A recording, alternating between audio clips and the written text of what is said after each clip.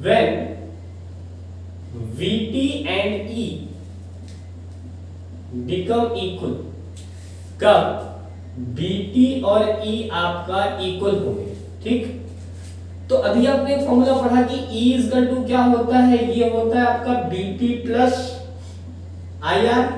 ये क्या होता है, BT प्लस IR। तो सबसे पहले यहां पे R क्या है, R है आपका इंटरनल रेजिस्टेंस। इंटरनल रेजिस्टेंस यहां पे कंडीशंस बनाता है, conditions when VT and E become equal. पहली कंडीशन क्या होनी चाहिए कि cell a battery become ideal. ये क्या हो, आइडियल हो। आइडियल मतलब इनका रेजिस्टेंस कितना हो, इनका इंटरनल रेजिस्टेंस क्या हो, 0। तो आपको पता है E किसके बराबर हो जाएगा, BT के बराबर। सेकेंड कंडीशन क्या है कि cell neither gives nor takes any current, neither gives not take any currents. ना सेल कोई करंट दे रहा हो, ना सेल कोई करंट ले रहा हो। उस केस में आपको पता है, उस केस में होगा क्या कि सर्किट आपकी ओपन होगी, तो उस केस में E किसके इक्वल हो जाएगा, BT। E किसके इक्वल हो जाएगा आपका, BT। ठीक, आगे चलते हैं।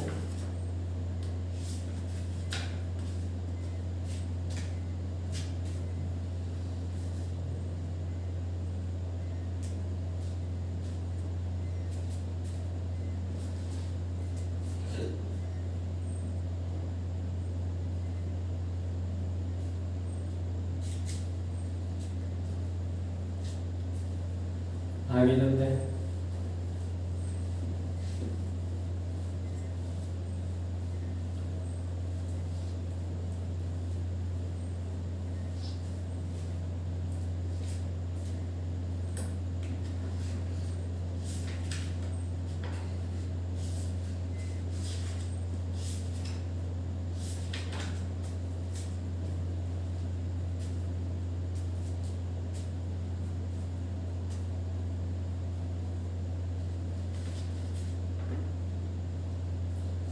अब इंपॉर्टेंट देखते हैं कि शॉर्ट सर्किट सेल क्या होता है।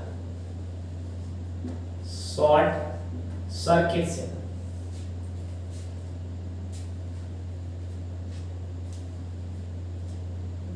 मतलब ये क्या है, when a cell is used, when a cell is used without load, without load, then it is called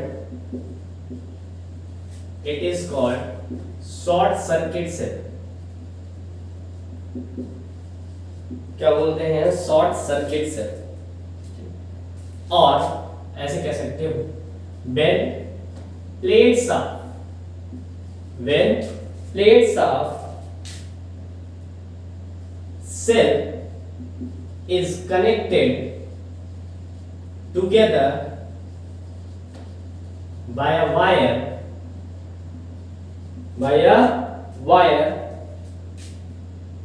it is called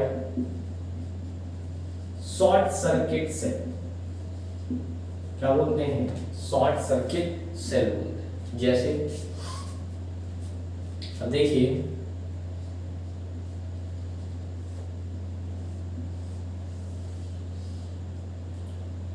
क्या किया गया है, R0 ले लिया गया। तो आपको पता है जो पोटेंशियल यहां होगी वही पोटेंशियल यहां, वही पोटेंशियल यहां होगी, वही पोटेंशियल यहां होगी, वही पोटेंशियल आपका क्या होगा, यहां होगा।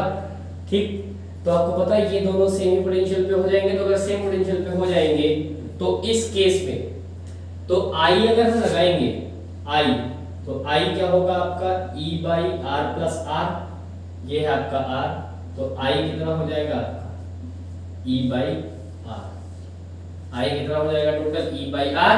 डायरेक्ट कह सकते हो कितना हो जाएगा आपका B बाई R। ठीक है, ये कितना हो जाएगा आपका B बाई R। ठीक है। अच्छा टर्मिनल्स देखते हैं, टर्मिनल के बीच का पोटेंशियल। अब आप देखिए जो बीटी होता है, यहां देखिए कि जो बीटी होगा वो आपका E माइनस आई आर होगा, बीटी होगा आपका E माइनस आई आर। तो ये हो जाएगा E, I क्या हो जाएगा आपका B by R into R, तो ये कट जाएगा E माइनस बी, और यहाँ पे E और B सब बराबर हैं, यानी BT क्या हो जाएगा 0, E इक्वल टू बी, ये आपका क्या हो जाएगा 0। ठीक है, तो शॉर्ट सर्किट में क्या होता है, बीटी टर्मिनल के बीच पोटेंशियल 0 हो जाता है, और क्या होता है यहाँ पे, और आपका यहाँ पे क्या होता है, और जो करंट होती है वो पोटेंशियल टाइम इंटरनल रेजिस्टेंस ही होती है, current potential time internal resistance होती है।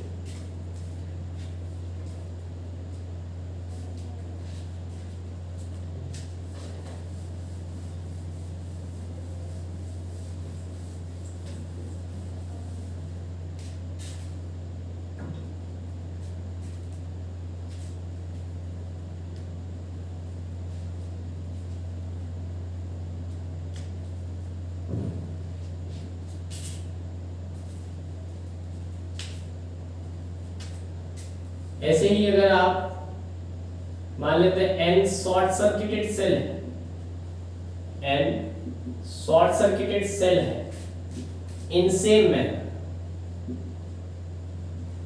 और आपने उसको कनेक्ट कर दिया है किसमें, सीरीज में।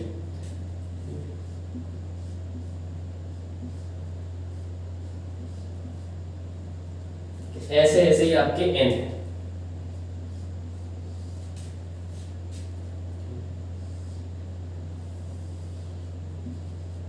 R equal to 0। तो अगर सेम है, एक का ईएमएफ E है और अगर n है तो I इक्वल टू कितना हो जाएगा आपका NE टाइम्स NR, तो ये कट गया तो I कितना आया E बाय R, इस यानी current is independent of N, n की क्या होगी करंट, इंडिपेंडेंट होगी। ठीक है, n की क्या होगी, इंडिपेंडेंट होगी। मतलब अगर एक ग्राफ प्लॉट किया जाए n और I के बीच में, तो हमेशा कैसा जाएगा, एक स्ट्रेट लाइन जाएगा।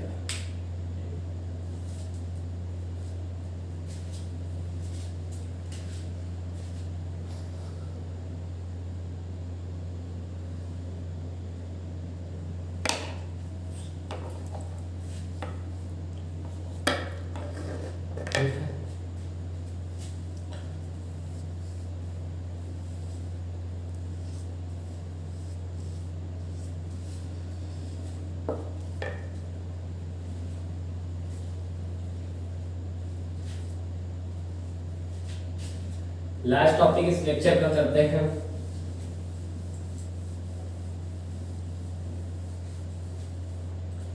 लास्ट टॉपिक आपका है पावर कंजम्पशन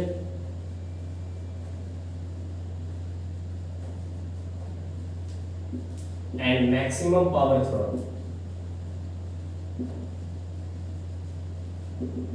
पावर कंजम्पशन और मैक्सिमम पावर थ्योरम देखिए जरा,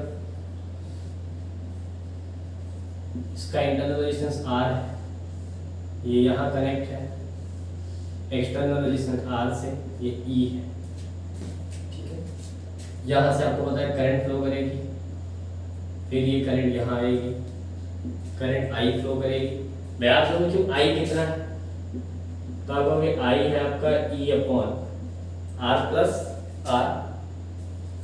अच्छा आपको पता है पावर कितना होता है, पावर होता है आपका I स्क्वायर R, यानी पावर होगा कितना आपका E square R plus R का स्क्वायर इंटू R स्क्वायर। ये आपका क्या होगा, ये आपका पावर होगा, सॉरी R का स्क्वायर नहीं होगा, ये सिर्फ R, तो ये आपका पावर है।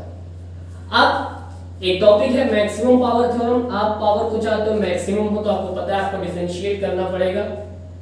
डिफरेंशिएट मतलब कि dp बाई dr निकालना पड़ेगा, dp बाई dr। तो dp बाई dr कैसे निकालेंगे आप बताइए, dp बाई dr कैसे निकालेंगे आप? तो e स्क्वायर का टर्म कांस्टेंट होगा, e स्क्वायर का टर्म कांस्टेंट होगा। यहां से क्या करेंगे, आपको पता है ये क्या हो जाएगा, ये वाला टर्म, ठीक है, ये वाला टर्म आपका क्या आएगा, ये वाला टर्म आपका क्या आना चाहिए आपको लग रहा है, ये वाला टर्म आपको लग रहा है कि ये टर्म आपका बाहर आना चाहिए, ये टर्म आपका क्या आना चाहिए, बाहर आना चाहिए। तो बाहर आने का सेंस क्या है, ये वाला टर्म आपका कि ये है आपका p। अब आप देखिए ये वाला, तो अगर मैं इसको बाहर ले लूं, e स्क्वायर मैंने बाहर ले लिया, किसका डिफरेंशिएशन करना है आपको, डिफरेंशिएशन करना है आपको किसका, यानी डिफरेंशिएशन आपको करना है किसका, आपको r upon r plus r square का डिफरेंशिएशन करना है, ठीक है। तो आपको पता है कैसे करेंगे डिफरेंशिएशन, आप बताइए, ठीक है। डिफरेंशिएशन कैसे करते हैं, इसको ऊपर ले लेते हैं चाहो तो, ये डिफरेंशिएशन किसका होगा आपका, d by D R, differentiation होगा आपका r into r plus r का होल स्क्वायर, इसका डिफरेंशिएशन होगा। तो अब डिफरेंशिएशन करेंगे कैसे, जरा देखिए, ये क्या कर रहे हैं, फॉर मैक्सिमम पावर निकाल रहे हैं, फॉर मैक्सिमम पावर। तो dp बाई डी आर ये आपका कितना होगा, नेगेटिव ऑफ 2। चलिए डिफरेंशिएट करते हैं इसको क्या करते हैं, डिफरेंशिएट। हमको पता है डिफरेंशिएट करने का तरीका क्या होता है कि dp बाई डी आर, ये आपका बाहर, इसमें क्या करते हैं, फर्स्ट सेकंड फंक्शन लगाते हैं, तो क्या होता है आपका फर्स्ट फंक्शन बाहर, डिफरेंशिएशन ऑफ दिस, तो ये कितना होगा आपका -2, और ये होगा r प्लस r की पावर -2, ठीक, प्लस r प्लस r की पावर -2, ये और इसका डिफरेंशिएशन 1। तो फिर देखिए क्या होगा, ये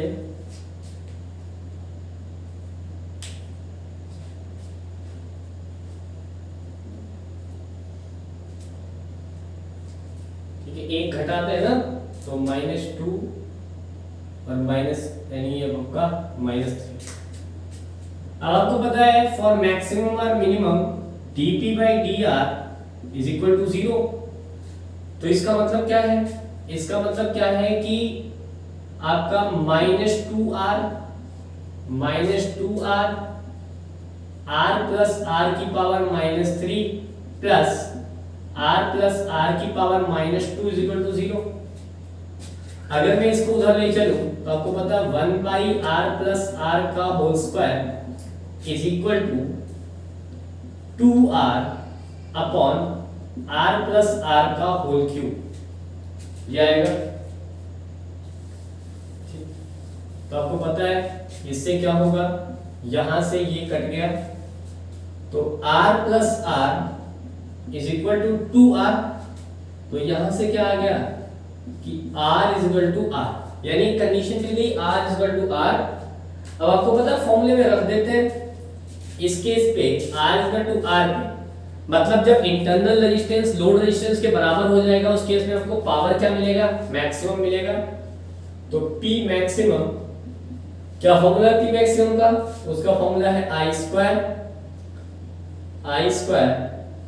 r प्लस r का होल स्क्वायर इनटू r, कितना है, ठीक है,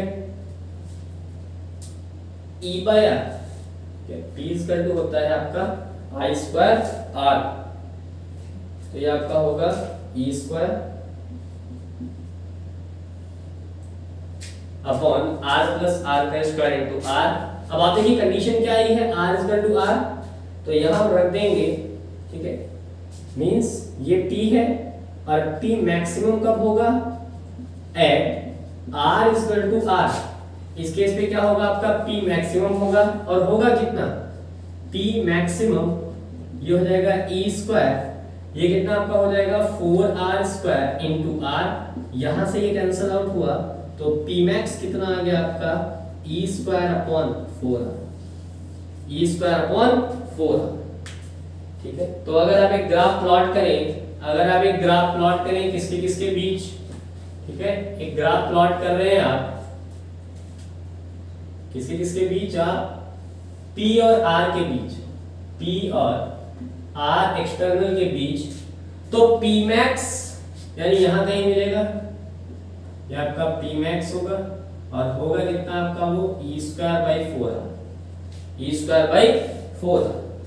तो देखिए ग्राफ कैसे चल रहा है आपका, देखिए जैसे जैसे R इंक्रीज करेगा, जैसे जैसे R इंक्रीज कर रहा है यहाँ पे, तो P क्या कर रहा है आपका, डिक्रीज कर रहा है।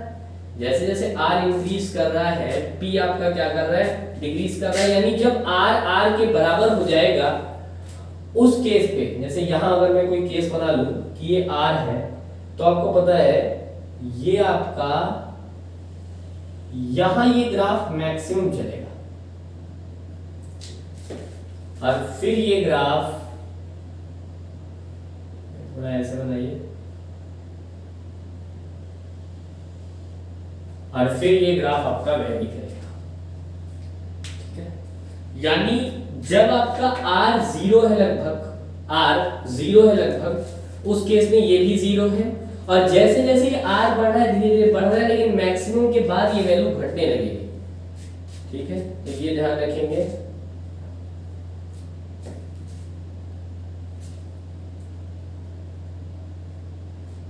तो दिस इज द मैक्सिमम, ये किसके लिए फॉर्मूला होता है, this is the formula maximum power consume. कुछ और छोटे एक दो फॉर्मूले देख लेते हैं कि power consume inside the cell. तो आपको पता है इनसाइड द सेल किसके कारण पावर कंज्यूम होगा, वो होगा इंटरनल रेजिस्टेंस के कारण। इसका मतलब P लिखेंगे आप, P equal to I square time R। अच्छा I कितना होगा आपका, वो होगा e square upon R plus R का स्क्वायर इंटू R। ठीक है, अच्छा अब एक लास्ट फॉर्मूला देख लेते हैं कि power consumption in whole circuit. क्या देखते हैं, पावर कंजम्पशन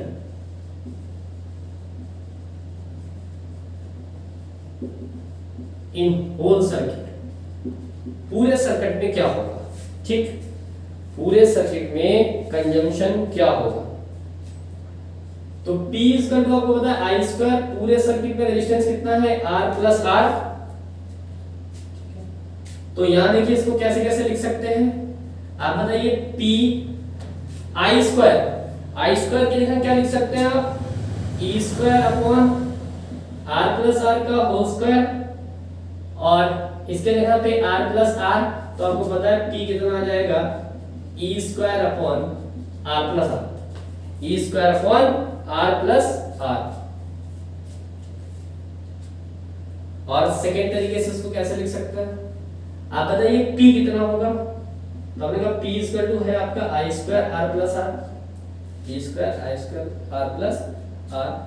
अब आप क्या करेंगे यहां से, देखिए क्या जो EMF है टोटल वो है आपका I into R plus R।